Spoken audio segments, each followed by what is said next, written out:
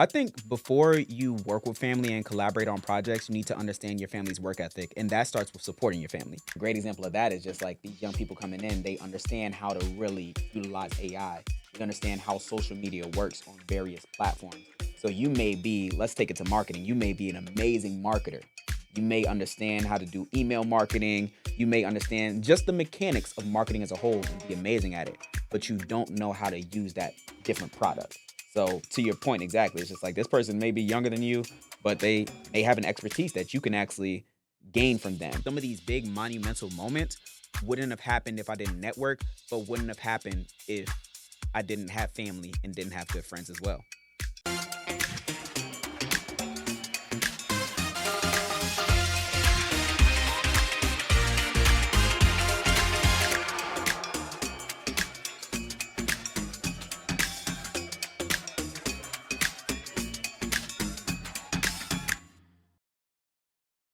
Hello, everybody, and welcome to another exciting episode of 23 Journeys, a network for creative. I am your host, Thato Dadson, with my lovely wife, Naomi. Today, we got a good one. Special guest is near and dear to my heart. Now, people always ask, who should you network with? And I say you should start with the people closest to you. And this person is very close to me. He's my younger brother, the one and only, Mr. NanaKofi Dadson. You got some tissues. Appreciate the intro, bro. And, network as close as possible. This is a little too close, but yeah, right? We'll make it work. Awesome. So Nana, obviously, me and you've known each other since diapers and all that and stuff. Yeah. How about we give the people a little background on you? Nana is a MC. Mm-hmm. He does a great job. So his creative talent is being able to communicate with people and everything and such. Give a little background on your work history. Yeah. So one day I was just really hungry and I was trying to figure out a way to get free food. And a great way to get free food at events is to be the person on stage speaking. So I'm sorry. No, but I definitely fell into being a live event MC. I always loved watching 106 in Park. I always loved watching the Grammys and the Emmys and seeing people do interviews, but I was really enamored by the people on stage. I didn't know that could be a real job. We have, African parents, so it would be a lawyer, doctor, engineer, something in finance, or something that was something that was tangible, something that they saw. So I didn't know it could be a career, but when I went to college, ended up just having the opportunity to be on stage with my fraternity, speaking at different events. And I realized, oh, wow, you're actually pretty good at public speaking, pretty natural at it. Doing my research, I looked up those people that were on your 106 in Parks, your Terrence Jays, your Steve Harveys, your Ryan Seacrest, and all these people. And I figure out, oh, wow, they actually make good money. And this can be a viable career. Why not do something that you're good at, that you love, and make an impact all at the same time? And here we are. There you go. And you've had the opportunity to work with some major brands like, the NBA, you worked with them for a bit, TMZ. Can you share a little bit about those experiences and what you learned from them? Absolutely. We'll start with the NBA. Having free tickets to the Clippers game. I like free food. I like free tickets. I like free things. But no, working with the LA Clippers, I started off as an intern with the LA Clippers. That was back in 2017, first job in Los Angeles. I got to learn as an intern the ins and outs of live events. So learning that everything was timed down to 30 seconds. And that helped me understand how to have good time management as a host. And then also I was already hosting prior to that opportunity. So my manager saw my reel because we were having a conversation. So I happened to slip in my reel. And he was like, wow, you're actually pretty good at this. We'll see if we can get you involved. And networking, being able to work across, the show was all about networking with my manager and just letting them know what my aspirations were, and not letting my mouth be closed allowed me the opportunity to be able to host youth events for the LA Clippers, which really aligns with my purpose, which I feel like is to create opportunities and experiences that help people feel seen, heard, and empowered. And I feel like it's so important to empower the youth. So got to do that several times with the LA Clippers. Then I got to transition to TMZ. There's a lot in between those lines, but we only got limited time. So in between those lines, I did red carpets. My first red carpet was actually with Meta World Peace. Ron Artest. Right. So he was doing a youth event as well, and he was doing a youth event, and he also needed people to do the red carpet and do interviews. Did interviews there for him because my friend who was an intern with me at the LA Clippers also was his executive assistant. So networking across right there. Doing that red carpet with him, I got to meet a lot of people. I got to get a lot of good film, and that led to me doing red carpets, hosting for the Grammys, the Emmys, and things of that sort. By hosting, I mean actually doing interviews on the red carpet. That transitioned to me working with TMZ. Working with TMZ was a great opportunity, learning the ins and outs. First, I learned the ins and outs of live events with the LA Clippers, and then with TMZ, I learned the ins and outs of journalism and media. That was a dope opportunity. I won't say that pop culture media necessarily aligned with who I am as a person. I'm definitely somebody that's very much so focused on like the in-depth stories, the stories that can make an impact and positively change how somebody views themselves, help people feel seen and heard. But I learned a lot in that opportunity, and I'm thankful for it all. Man, it's so much. It just got packed into that whole message right there. I love it. And everything that you talked about talks about the importance of networking. And that's like the whole premise of what we talk about here is that you were already prepared. You had the talents, you had the skills, and you had the reel and everything like that. If you didn't have that reel, I mean, do you think your old manager would have taken you seriously? This is when you get to the big leagues, you got to be ready. And not even just the big leagues. I feel like you always have to be ready no matter what league. So no, I think he would have taken me seriously, but how else would he have an opportunity to see me speak if it wasn't already my reel? Yes, he could see me speaking with people that, like for an intern, I was helping with, to explain, I was an intern and I was helping make sure that, let's say a performer's going down, like Soulja Boy was going to perform. So I had to make sure that Soulja Boy got all the food he needed to, make sure that he got down through the tunnel and to the court at the right time, making sure that the dancers, don't ever call them cheerleaders. That I'll give y'all a little tip. The dancers, the professional dancers, because they don't have cheerleaders for real in the NBA. Make sure they got down at the right time. So coordinating that. And also if people came to visit, if schools came to visit, I made sure that they got down to the tunnel where they can meet the players. I made sure that they got the right time. So yes, he could have seen me speaking there and just say, oh, this guy has good public speaking skills, but he probably would have had me be in sales. Because I had my reel and he could see that, oh, this guy is not just a great public speaker, but he's a great crowd conductor. That was what opened up those opportunities. So you got to stay ready at all times. Right. So the importance of if you fail to plan, you basically are planning to fail. Plan to fail is one of the big mottos that I like to say and such, because you yourself, you're the product. Yep. You're selling yourself. Mm-hmm. Because there's so many photographers, there's so many other people who could MC too. Exactly. But they have to see, well, who is this MC? What's so special about him? The MC. Yeah. I'm joking. The cool thing too that you just mentioned too is that you were interning with somebody else, it sounded like, at the Clippers, and then they were the ones that opened you up to the opportunity somewhere else. Mm-hmm. You were both doing the same internship? Same job, yep. So, but it's like, then he referred you. I don't know if it was because he just couldn't do it, if he wasn't available or whatnot, but he then gave you over to that other company to be able to do that other job over there. And also it was like you guys weren't competing. It was kind of like you were both helping each other. We're definitely working across. So she definitely gave me the opportunity as an executive assistant to work with Monetized. She was more so focused on like the business side of things, like just making sure that operations and everything went well. So we weren't competing, literally, but that group, there was just something special about that group. I feel like there's some people that are commentators from that group, some people that are working professionally in operations for NBA teams, for college and everything. But we were just all very like, it was family. Like, and we just created that ecosystem from the beginning, that we are all interns. We were all at the very like beginning of our careers, but we weren't going to compete with one another. And I feel like it's important to set that tone and create that environment. Now, everyone's not going to always adapt and embrace that. But all you can do is give love, not hoping for love in return, but you just give love and hope that people are just like, okay, I'm going to show you love too, and I'm going to make sure that we create this ecosystem that one hand does support the other hand. Okay. All right. I was going to say it also kind of plays into, too, how we were saying that we have different roles. Like, I'm more behind the cameras and, like, more administrative-wise. You're more out and about and everything, which is, like, the same thing. So it's, like, you were networking with other people that were kind of in a little bit a different alignment and all, but then it opened up those opportunities because then, because of their administrative and stuff, they were then the executive assistant of this person over here, and they could bring that like, oh, I know this person here. Mm-hmm. And I think that's a great point because, like you said, you all are two sides of a coin. You're an amazing interviewer as well. So let's not, like you're behind the camera, but let's not just say that.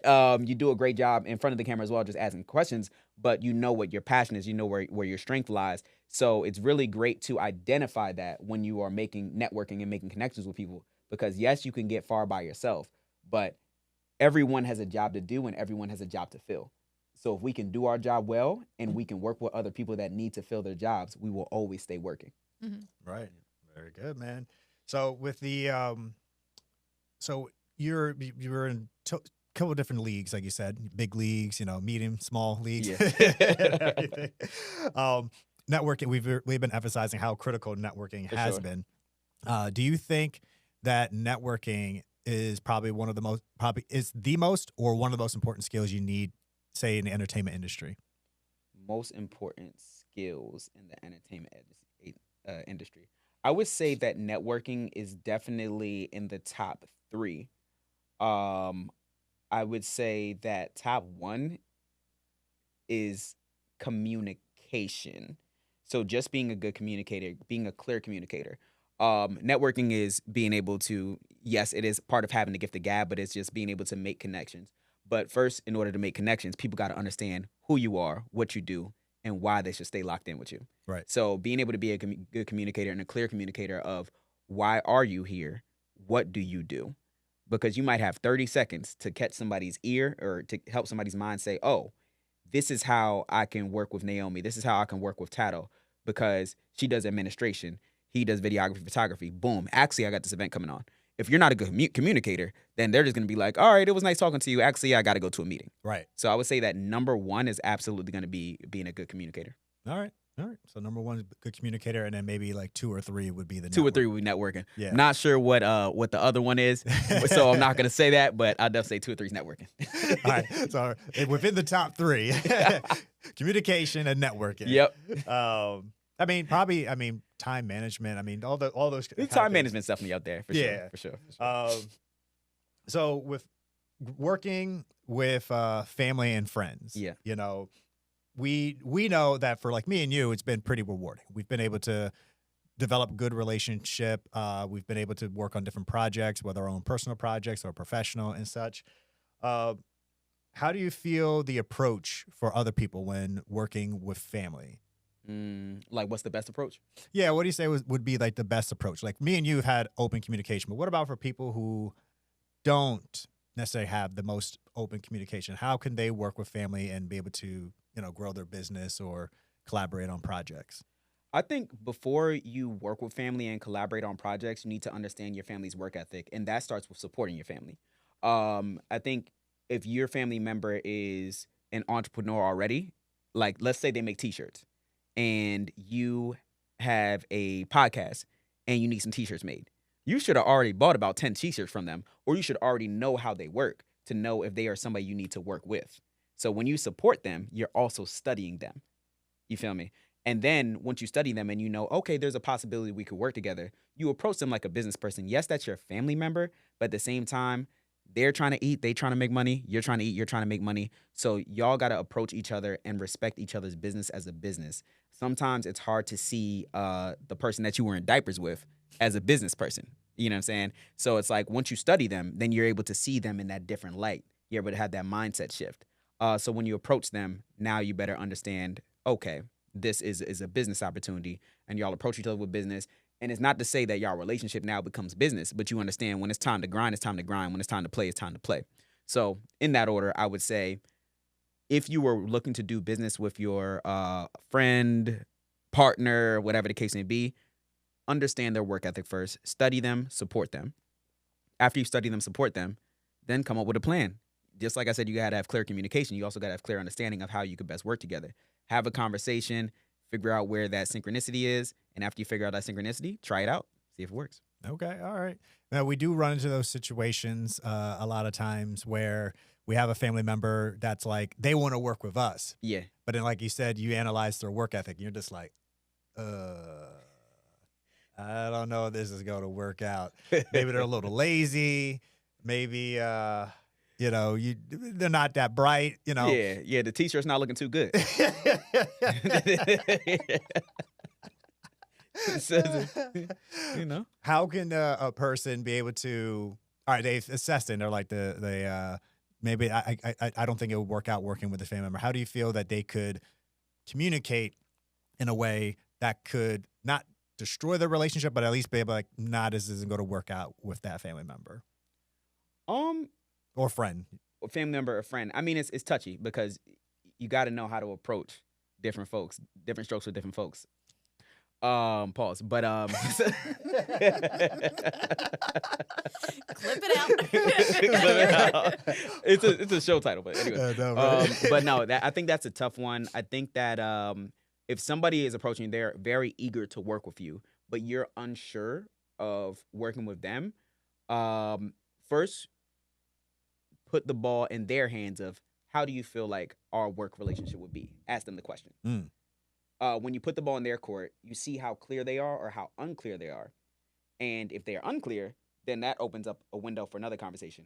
Okay, I feel like we need to fine tune how we will work, and we could possibly do a trial period. How does that sound? I feel like a trial period is important, whether you're working with a friend, whether you're working with somebody that you don't know, or whether you're working with somebody that you feel like you will work well with. Because you never know. You could think you will work well with somebody, and then y'all get into business together, and it's the worst relationship you ever been in. So I would say definitely put the ball in their court and see how they're thinking. They could work with you. That makes a lot of sense. Yeah, the trial period. I've done that before Yeah. with people, and like, all right, yeah, why don't we try this one little project together, just kind of see how it works out. And if it works out nice, I'm like, okay, well, here, how about we do another one?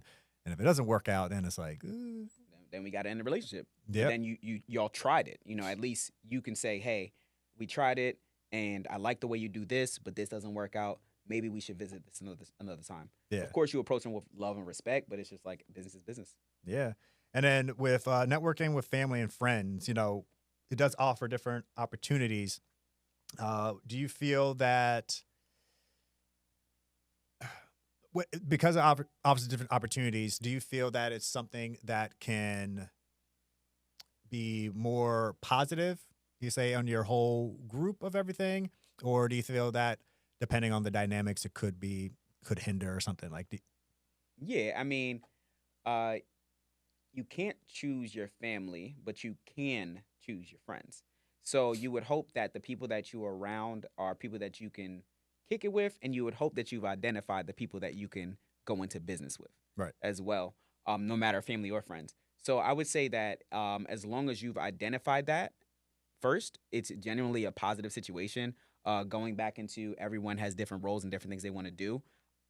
What better than to be able to work together and, let's say, for instance, we produce a documentary and you're a videographer and I'm the host for the documentary and we produce 10 episodes and we release it. That actually happened. So it's just like, the root of it all. So that actually happened. So what better than that? I feel like that was a beautiful experience as siblings to be able to collaborate and make and bring that art to life. I mean, there was a lot that went down in the middle, but I feel like overall it was a beautiful experience. And it's just like when we clock out for the day from like recording, me and my brother could talk about deep dish pizza. Me and my brother can just kick it and catch up and talk about family and really just have those heartwarming moments.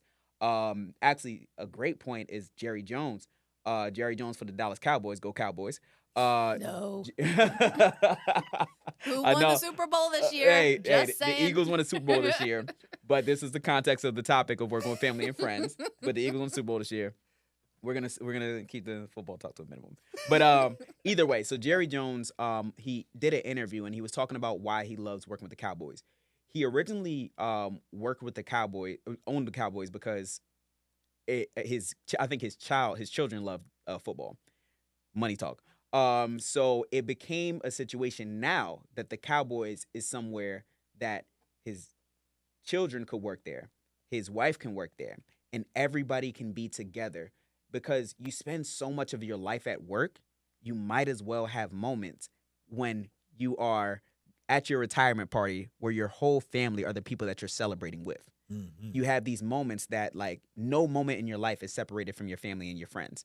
And I think that could be scary for some people, but it also, listening to him, I think that could be beautiful. That's actually a great point. A lot of these really strong, well-built family businesses, Yeah. they especially have their kids grow into business with them too. Mhm. It's like, they retire, so the owner retires, and then son or daughter takes over, and then they're, like, hey, great job, Dad. Oh, Yep. great job, Mom. Yep. You built this great thing for all of us, and leaving a legacy, Yeah. And that's a great point that you put right there for Mr. Jones. Let's see. You have anything add, Naomi? I had something earlier, but now it just flew out my head. I shouldn't have brought up the Cowboys. Well, The Cowboys did it for me. Once the football talk started. She saw red. Oh man. So you talked about our experience where me and you did the root of it all project. Wait. Oh, yep. I remember what it was. It was about saying, like, because we were talking about friends and family that might want to work with us and all and whatnot. It's okay too that even if they want to work with us and stuff, if we don't necessarily have the time yet, or we don't have something like, there's people that we might know that can help them out at the level that they're at and all too, because it's like, say you're a big high level executive or something and whatnot, and all the people that you would refer them to like, if I don't know, if they did marketing or something, would be like all these high level things, their skills aren't there yet to be able to refer them out to a lot of those top people. But a lot of these other smaller companies that need marketing people or something like that they would be perfect for, that you could introduce them and kind of help them along that way to build up their skills and everything until they get to the caliber that you'd be able to introduce them into your business itself and all too. If that makes sense. Yeah. That makes perfect sense. I think that was like actually a missing. You close the gap with that because at the end of the day, we love our family. We want to support our family. Maybe I can't support you by having you work directly with me, but because I network, I have people in my network that can help you increase your net worth. Yeah, because you want to see them succeed. It's not necessarily that you're trying to push them off or anything. You still want to help them. But you might not just have a place for them yet. Exactly. But you're still going to help and show support, because support doesn't have to be financial support. It doesn't have to be like direct contact. It can be just a connection to somebody else that they can then grow themselves with. Exactly. Yeah. Exactly. Agreed. That's a solid point. And with that's a great way to put it for like conflict resolution too. Yeah. Like how she eloquently put it is that instead of like trying to mix people in like high level executive or you're the star, go back to football, you're like the star football player. You're not going to bring your cousin who has no experience on the field, doesn't know how to really catch a ball to be on your team. You're going to be like, maybe put you over here with a practice squad. Or maybe if you're NFL, then whatever the minor leagues is for the NFL, put them in that. So knowing who you are, so then you're able to assess for your family, like, okay, well, where am I at? Okay, do these people fit in this realm where I'm at the moment? If not, okay, well, where can I fit them in too? Absolutely. Absolutely. I think that's very key, knowing where you are so you know where you can help incorporate other people. Yeah, because it takes a lot of self-reflection and self-evaluation. There you go. Absolutely. Yeah. So to ensure, actually, you kind of hit a lot of these points that I had in my questions about like how to maintain professionalism with your family and such, because you had brought up that you say that part again. You had brought up that like how me and you work together. We were able to do the project, and then when we were done, clocked out, we were able to work together. You know when to clock in, you know when to clock out. So you know when it's time for work. You know when we're waking up, we got an early morning. We're gonna come. We're gonna do the job. We're gonna work together as coworkers, and we're gonna leave the personal out of it because you got to keep that work side. And then when we clock out, it's beautiful because we're still there. We're still there together. We're able to catch up. We're able to just really just let it all down and catch up with each other and eat some food and just have a good time. I think one thing, especially for us being brothers, that has made it work for us is that we both have learned to leave our egos at the door, Absolutely. which a lot of people, especially working with a sibling, I mean, like for me, for example, I'm big bro. So like you're trying to tell me like you're the host, you're the producer and you're the host for the show. And you're like, well, I want to do it like this. I could have been like big bro, like, oh, well, I know better because, I'm older, and stuff. And it's like, it doesn't work like that. Respecting each person's strengths and then knowing each person's weaknesses and such. Exactly. You had the connection with the company that was Production company. Yeah. the production company that was distributing it and everything else like that. So, I kind of had to follow your lead and like, okay, well, what do they want? Okay, well, we'll make sure that this looks right and sounds right and everything. And so I had a great time bossing you around. But no, on a serious note, I think that it's very key. You said it earlier, which is just that like self-reflection and knowing what your strengths are, knowing where you are, knowing what your weaknesses are and what you can continue to grow. But also knowing your strengths and weaknesses helps you be able to work across and say, all right, this person is better than me at cutting onions. So I know that I can fry chicken, whatever, for lack of better terms, but this person can cut onions. How can we bring this together to make it a great meal? I keep bringing it back to food. I'm hungry. But how can we work together? This person does video production. This person hosts. How can we bring this together to make this a great project? Let me leave my ego out of it. But if I do feel like there's a better way to do this, even if that is not my strength, how can I, with my ego out of it, have that conversation? Hey, actually, I know that you wanted to walk in from the left, but I think if you walk in from the right, you'll get a better view by the camera. Like the sun will hit you better. Yeah. People love to feel good. People love to feel affirmed. So you got to make sure that you affirm someone else's idea and then bring your idea in. And that's how you work across, because it's not just about laying down and just saying, oh, this is what you're better at, so I'm not going to say anything. How can we continue to have this respectful line of communication? True that. You had said something that sparked something in my head, but like you said, don't lay down and just go like, okay, yeah, whatever and such. The respecting, knowing. So here's where it was, because you know where you're at. Mm-hmm. So growing up, you've already seen like your sibling, like you said, from diapers and everything else like that.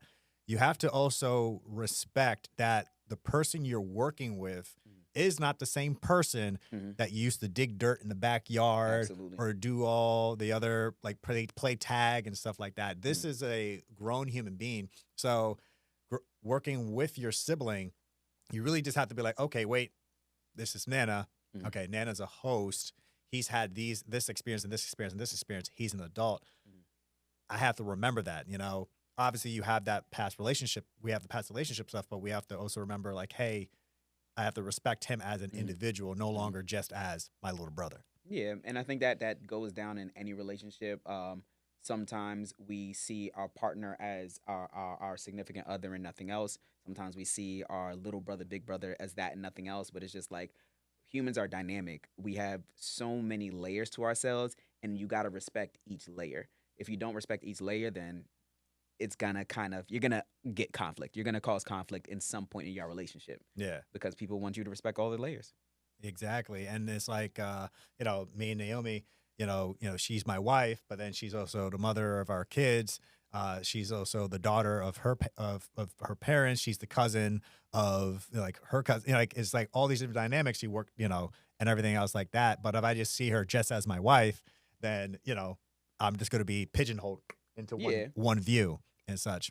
A thing too that you also brought up, even like family, like about him being your little brother and stuff like that and all, but it's like even when you're meeting other people that you're working with and stuff like that, I feel like a lot of people, especially like with like age or just different things, they might judge what they know by how old they are and stuff too. Yeah. And you got to remember that it's like you always respect those above you, like that are older than you and everything. You can always learn from them, their experiences and stuff like that and all, and then vice versa. But like if there's somebody younger than you that's coming in, they might have been in their field for years, and you might have just gotten into this field a couple years ago or something, or transferred over. So you have a lot of knowledge in this other aspect, but then they might be the person that knows all of it in their realm because They might be young, but they might have been doing this like over half their life, and now you're only getting into it a couple years ago or something like that. So Exactly. I think a great example of that is just like these young people coming in, they understand how to really utilize AI. They understand how social media works on various platforms. So you may be, let's take it to marketing. You may be an amazing marketer. You may understand how to do email marketing. You may understand just the mechanics of marketing as a whole and be amazing at it, but you don't know how to use that different product. So to your point, exactly, it's just like this person may be younger than you, but they may have an expertise that you can actually gain from them. So the beautiful thing about it is doing checking your ego, and instead of fighting against that person, let's do an exchange of knowledge so that we both can grow from the situation. You brought up AI, and do you feel that AI is transforming the networking game? AI transforming the networking game. I feel like AI definitely makes it easier to start a conversation with people. If you're feeling stuck when sending an email, you can throw it in AI, but you still gotta check it. You Yeah. still gotta check it and make sure it sounds good. Also, there's ways on social media where you can set up AI so it automatically responds to people's DMs or automatically responds to people's comments. So I think that AI is definitely revolutionizing the ability to reach people, but I'm not sure if AI, and I may eat these words, but I'm not sure if AI can build a relationship with another person for you. I Well, don't think that that can ever happen. well, this is aired. This is 2025. So, if you watch this in the later years, and then we have full blown robots that are like, yes, Mr. Dadson, blah, blah, blah, blah, blah. But all right, so think about it like this though. Like how many times have you said customer service when you are doing telecommunication? Yes, they can get certain things done, but you're not necessarily building rapport with a robot that you text or that you're on the phone with Right. when you're trying to get something done. So I don't think that you can get to the resolution of networking, which is building a strong relationship and a bond and a respect for another human through I AI. I get that too, because in my head I just started laughing because I was thinking of your example, and it's like how many times, like when you're talking to a robot on the phone, how many times do you just not give them the prompts? You just start pushing the 0 button down on the line to Yes, skip past 1,000 them. times. Versus like if it's somebody on the phone, you try to actually explain what the heck is going on instead of just saying like representative manager, like Exactly. Like you're just gonna be saying manager, pressing 0 all the times when you're networking with somebody because somebody's gonna DM or somebody's gonna automatically DM you, and you're over here like, hey, I got this great idea, and I think you would be a great director for this film. And they're gonna be like, I do direct films. I actually directed Black Panther. And then that's gonna be the end of the conversation because you can't get to the close. Yeah. All they can do is schedule a phone call. Yeah. Hey, I got love and respect for the robots. Thank you for all your service in AI. You know, make sure you look out for me when y'all try to take over. I'm a good person. Terminator. Oh, man, that's great. Oh, man. Let's see. So, this is a really great conversation that we've been having It about is. talking about with family and friends. And usually, family and friends are who you would network and do stuff with first, and then through them, as they would connect you to other people. I mean, we do wedding photography, and that is by far obviously people look at you for your work and you get reviews and stuff, but that's a referral business right there.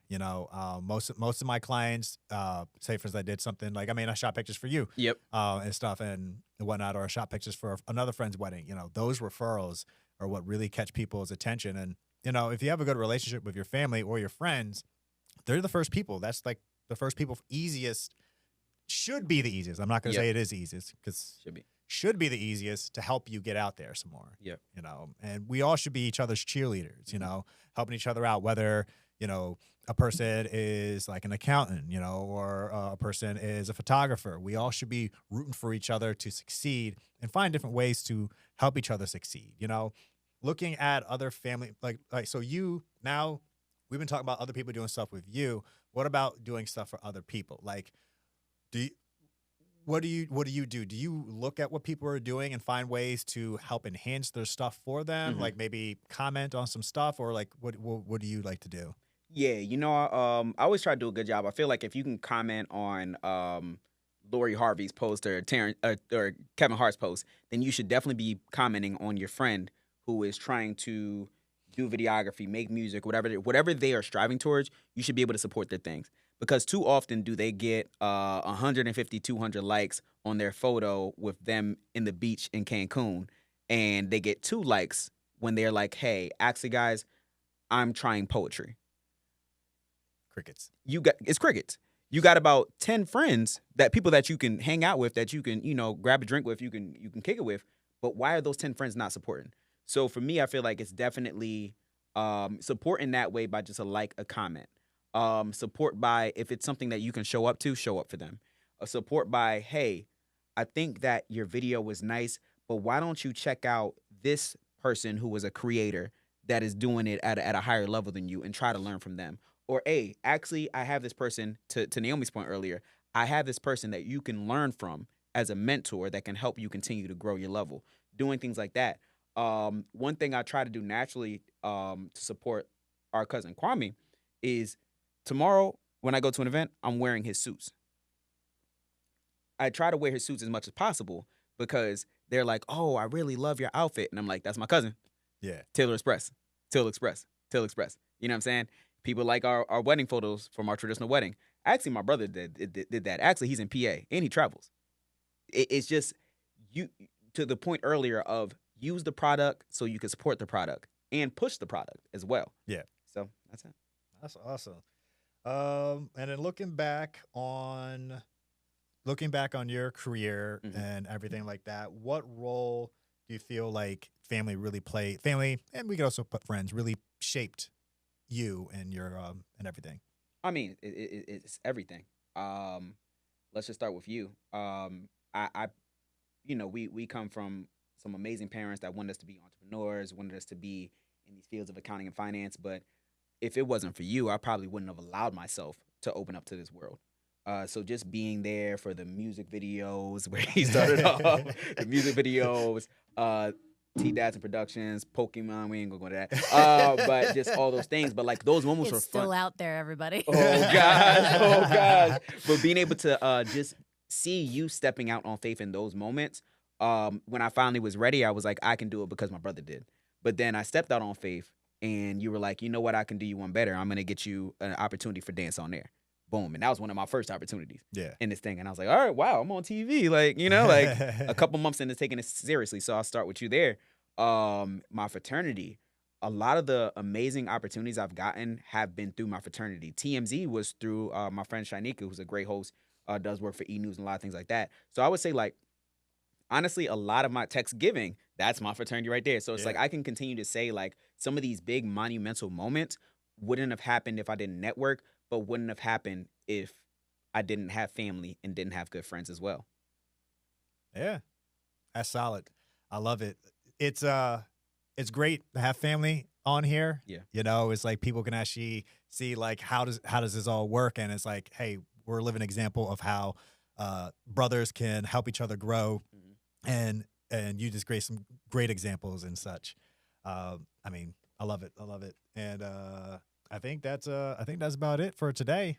All right. Yeah, I think we had a great show. We really got honed in on some great points about networking with family and friends, what we can do to help other people, and then keeping our eyes out for the like if somebody wants to work with us, how do we approach it so that way, one, we either can work effectively with them or able to handle it where we don't hurt people's feelings when we say, nah, we don't want to do stuff together. Absolutely. I think those are some good ones right there. Yeah. Like being able to, the conflict resolution, I think people will take a lot from that. But thank y'all so much. Naomi and Thato, thank y'all for having me on the show. It's an amazing time to reflect and just like think about. Sometimes you don't take the time to do the reflection because you're just like in it. And you're also just in it saying, I wish I was here. I wish I was further. I wish I was further.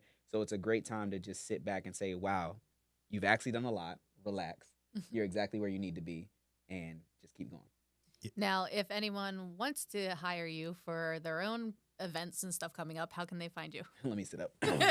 So no, you can definitely find me at I am K Dadson. That's IAMKDadson.com. That's my website. You can find me at I am K Dadson on Instagram. You can find me at I am K Dadson on TikTok. That is another thing. Yeah, it's still TikTok. I was thinking of X, but anyways, so we'll leave that alone. But that's another thing that I'll say for y'all is like for those that are creators, having that synchronicity between different platforms in your website, very important. So, Yes. And you can email me at iamkdatson@gmail.com. I host corporate events. I do motivational speaking. I do workshops. I still will do concerts. I could do your baby shower, or if you just need morning motivation, also check out Morning Cup of Kofi. That is my little morning motivation for y'all. And I also create content. But if you need me for a host for your live event, you know what to do. I can do every live event, done it all. So to learn more about our products and our podcast, you can visit us at www.23journeyscreative.com, or you can check us out on Instagram, Facebook, YouTube at 23 Journeys Creative. Thank you, Nana, for joining us. Of course. Hope you all have a beautiful day. I am Thato Dadson with Naomi Dadson, joined by NanaKofi Dadson. Have a good one.